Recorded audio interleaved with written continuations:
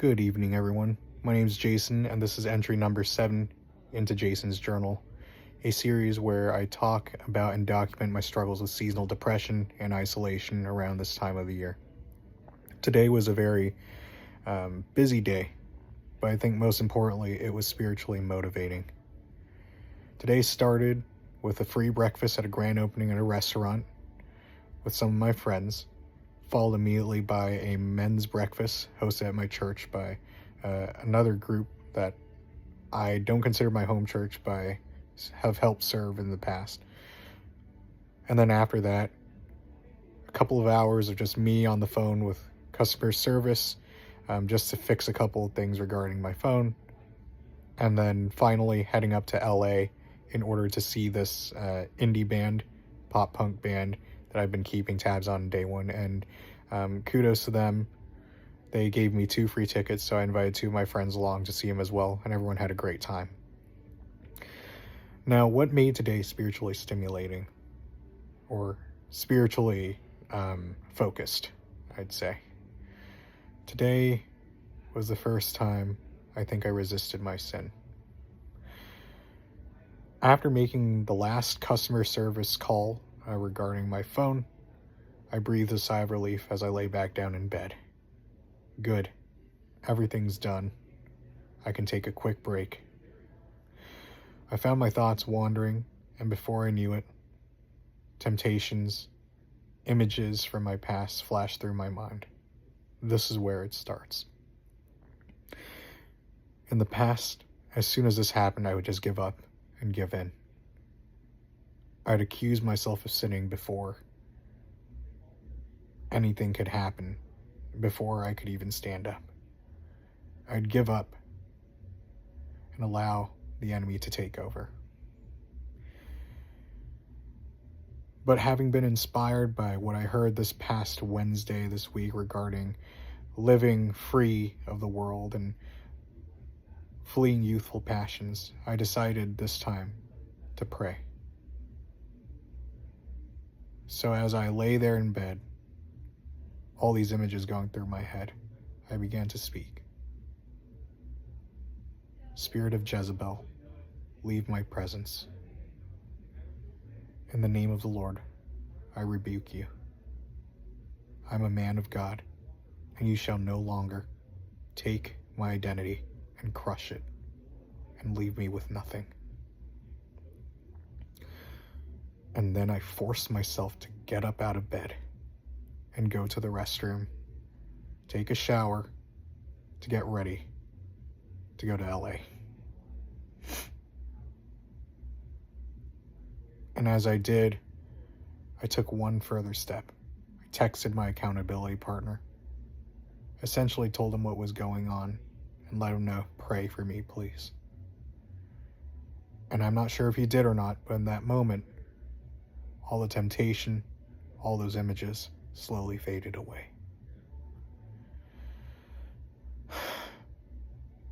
And in its place, flooded in warmth, peace, comfort, knowing that I was truly in the presence of the Lord. Because I was able to overcome that initial sin, I was able to actually enter into God's presence. And then I began to ask him of things regarding my future.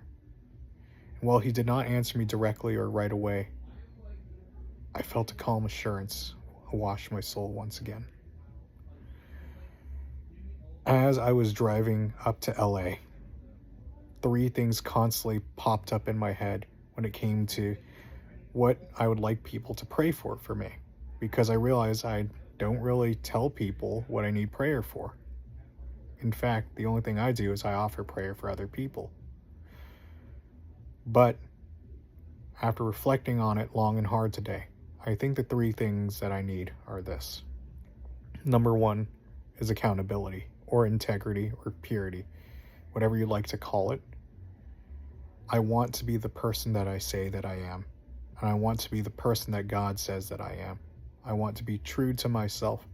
I don't want to lie about what I do behind closed doors, in my personal private life, or during my work. I want to be who I am. And that involves having other people there to hold me accountable as well, so that I do not slip or fall or otherwise jeopardize my character. Number 2, initiative, boldness. To be able to stand up for what is right in my life, to be able to lead others to God, to be able to do so without fear of judgment, of man, of the devil, of the prince of this age taking over and winning, of my own past sin. The past is dead. The future is now. And lastly, for mercy, for love, for me to be able to be a person filled with integrity and filled with boldness in the Lord, but at the same time, a person that loves others, who sits with others in their brokenness, to remind them that no matter where they are, God sees, Christ hears, and he loves them too. So those are the 3 things I'm going to be asking people to pray for in my life. That's accountability, initiative, and to do all in mercy. I like to call it my AIM, AIM. That's given me a lot of focus, and I praise the Lord for that. I'll be talking about this moving forward and revisiting the idea of AIM and kind of how that reflects each and every day. And hopefully by the end of this series, we'll all be able to see my spiritual growth as well. But I'm so filled with hope and joy, knowing that the Lord was able to win in that moment where sin could have happened. I'm fighting to see the end of December, and now I know I will see it, and I will see the beginning of January next year as well. There's hope. But also, to future me, have grace on yourself, for the maker and creator of the universe has forgiven you. Take care.